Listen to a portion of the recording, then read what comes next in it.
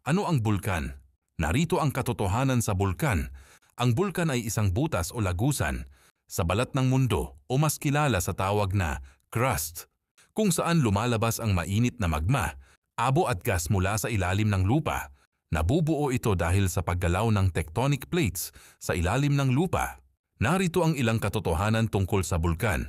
Una, may 3 uri ng bulkan ayon sa aktibidad. Aktibo, active. Kasalukuyang pumuputok o nagpapakita ng senyales ng pagputok. Halimbawa, Mayon Volcano. Tahimik, dormant. Matagal nang hindi. Pumuputok pero pwedeng magising muli. Halimbawa, Mount Arayat. Patay, extinct. Hindi na inaasahang sasabog muli. Halimbawa, Mount Apo. Bagaman may debate pa rito. Pangalawa, magma at lava. Kapag nasa ilalim ng lupa, tawag dito ay magma.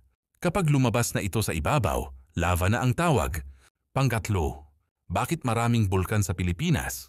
Na madalas magkaroon ng lindol at pagsabog ng bulkan sa rehiyong ito. Dahil dito maraming aktibong bulkan. May higit 20 aktibong bulkan sa bansa, gaya ng Mayon, Taal at Pinatubo. Pang-apat, kapaki-pakinabang din ng bulkan. Ang abo at bato mula sa pagsabog ay nagiging fertile soil o nagiging matabang lupa na maganda sa agrikultura para sa pagtanim. Pinagmumulan rin ito ng geothermal energy at ginagawang tourist attraction sa ilang lugar. Panglima, ngunit delikado rin ito. Ang pagsabog ay maaaring magdulot ng lava flow, ashfall, pyroclastic flow, at lahar na lubhang mapanganib sa tao at kalikasan. Lava flow, natutunaw ang lahat ng madaanan. Ashfall, nakakasira ng kalusugan at pananim. Pyroclastic flow, mabilis na usok at bato na lubhang mapanganib. Lahar, putik na nagmumula sa halong abo at ulan. Pang-anim, katotohanang dapat tandaan, ang bulkan ay mapanganib ngunit kapaki-pakinabang.